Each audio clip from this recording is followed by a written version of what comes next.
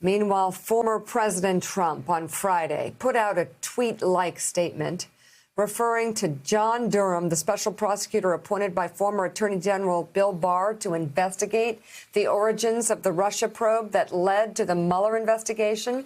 Though Durham resigned his position as U.S. Attorney in Connecticut when President Biden took office, he remains a special prosecutor, quietly continuing an investigation many believed was intended to help Donald Trump's re-election effort.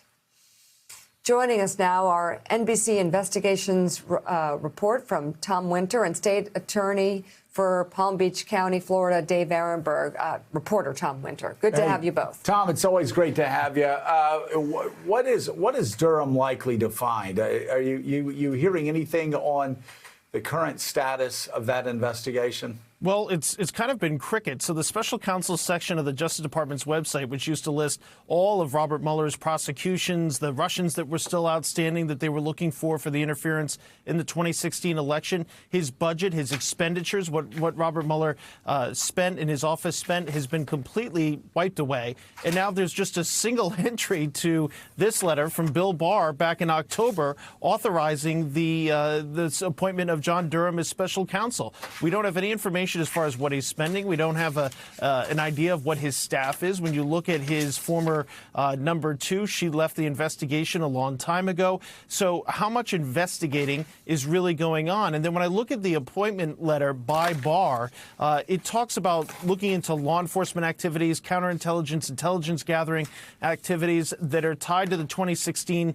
election, particularly the special counsel's probe, also Crossfire Hurricane, which was the initial opening of these cases by the FBI. First off, Robert Mueller was given a specific set of guidelines and kind of the rules of the road for him to follow. I've looked at all those cases. I can't find a nexus to where any of those cases were opened improperly based on what he was tasked to do. As far as Crossfire Hurricane, the FBI has a massive handbook. It's called the Domestic Investigations and Operations Guide, the DIOG it's called. And I'll just read one sentence from it. It says that they can look at conduct constituting a threat to the national security, an individual, group, or organization that may be involved in criminal or national security threatening conduct. When you look at Paul Manafort or you look at some of the people that the FBI initially looked at and what was going on with the 2016 election interference, I just find it's going to be very difficult for John Durham to say that those investigations weren't properly opened.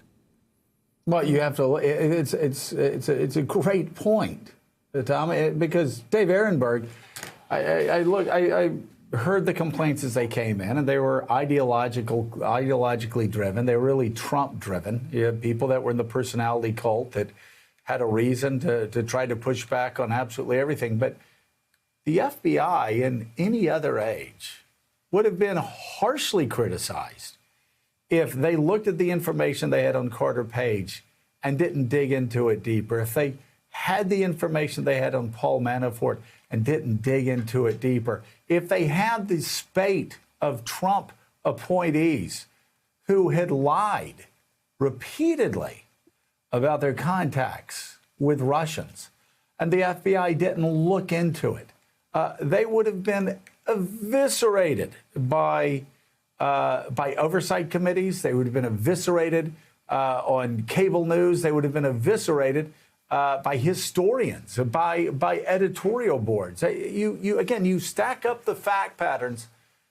and it is hard to find one that Durham or anybody is going to be able to criticize, saying, well, they really, really shouldn't have opened that investigation against Paul Manafort. He's just a good guy who is just trying to make his country better. Mm-hmm.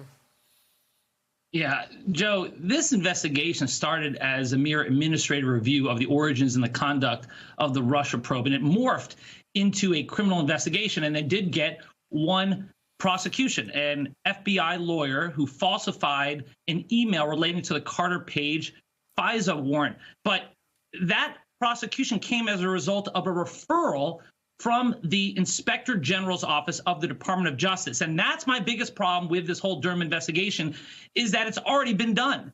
The Inspector General at the DOJ already looked into this. They interviewed more than 100 witnesses. They looked at more than 1 million documents, and they found that the investigation was properly predicated. Sure, some mistakes were made, and there was one criminal referral, but they found that there was no political bias in starting this investigation.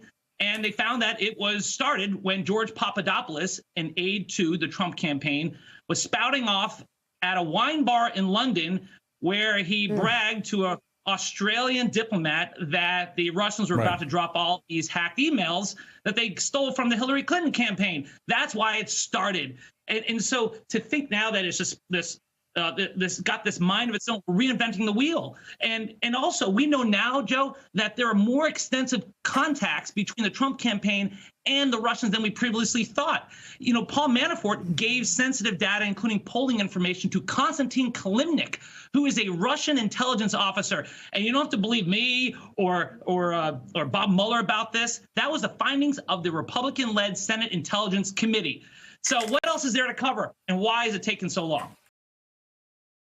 Hey, thanks so much for watching our YouTube channel. You can follow up on today's top stories and breaking news, or catch up on your favorite MSNBC shows all in one place. Download the NBC News app today.